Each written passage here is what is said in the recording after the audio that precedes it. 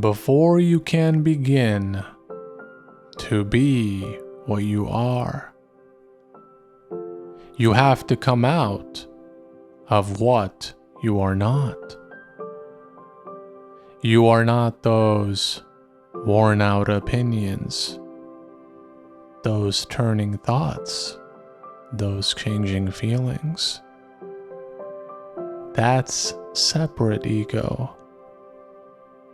Well then, what are you? You will find that when you come out of what you are not, that the birds in the trees are singing to you, I am that. The water in the stream is bubbling to you, I am that.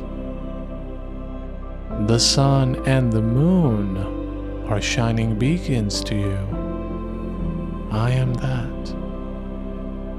And you are in everything in the world. And everything in the world is in you.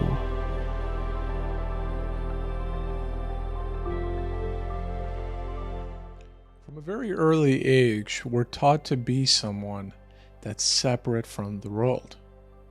Starting with the very first time we learn of the words I and me, it's pretty much a downhill journey until the ego or false self has taken a complete hold of us and we feel disconnected from the rest of the world. But you know, it wasn't always like this.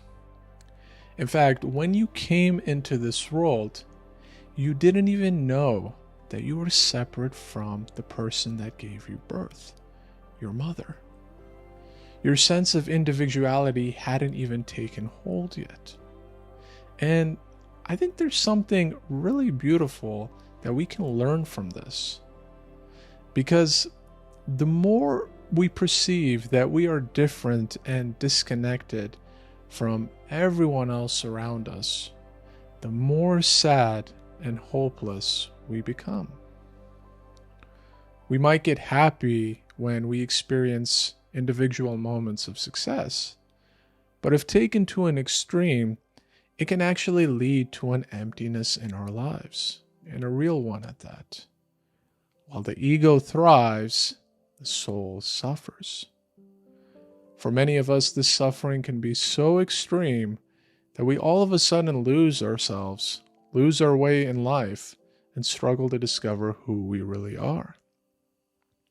And it is in this point in life where a poem like this can completely change our perspective. Because in order to be who you truly are and have always been, you have to come out of this shell that you are not. You are the beautiful pearl that is tucked away in this outer shell called ego. So now open the shell to see your pearl. Let go of all your opinions about yourself and the world. Surrender your fleeting thoughts and wavering emotions. You are none of these. Because who you truly are doesn't change like the seasons. It doesn't rise in the morning and then sleep at night. It's always there in every moment of your life. It's you that has chosen not to see it. It's you that has preferred to listen to your ego's story instead of searching deep inside to discover the real story. So then the question is, what or who are you?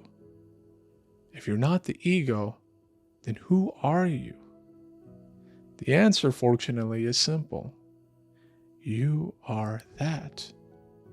You are the free-flowing soul that is found in every life form and in every place. You are the universe in ecstatic motion. You are simply God in all of His wonderful and hidden reflections.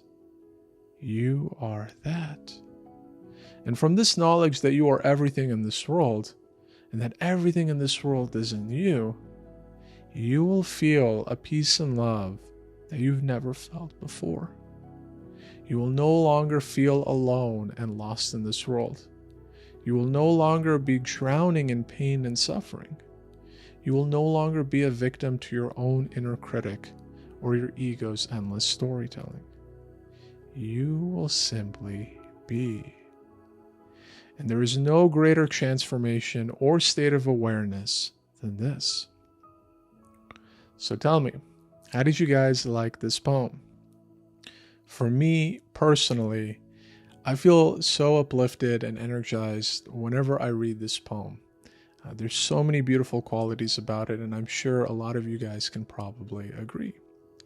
Please don't forget to hit that subscribe button if you haven't already, because we are truly building something special here, and I'd love to have every single one of you guys be a part of this journey to help you guys awaken, to help you guys come to realize that you are that. But for now, let this poem sink in and take you to the greatest realization of all, which is that you are that.